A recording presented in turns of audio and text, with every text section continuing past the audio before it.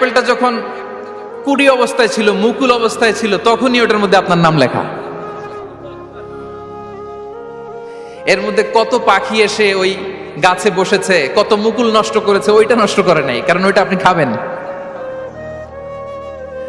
ওইটা পুষ্ট হয়ে সুন্দর একটা ফল হয়ে ইম্পোর্টেড হয়ে এটা আমেরিকাতে আসলো, আমেরিকার বাজারে।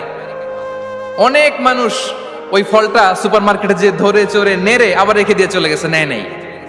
ওইটা সে খাবে না, কারণ ওইটা আপনার রিজিকে লেখা। ওই ফল আপনি নিয়ে আসলেন, বাসায় অনেকেই অ্যাপেল খাচ্ছে, কিন্তু ওই অ্যাপেলটা খাবে না, কারণ এটা কে খাবে?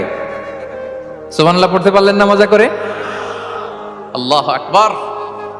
আপনার জন্য যে রিজিক নির্ধারিত, এটা আপনিই খাবেন।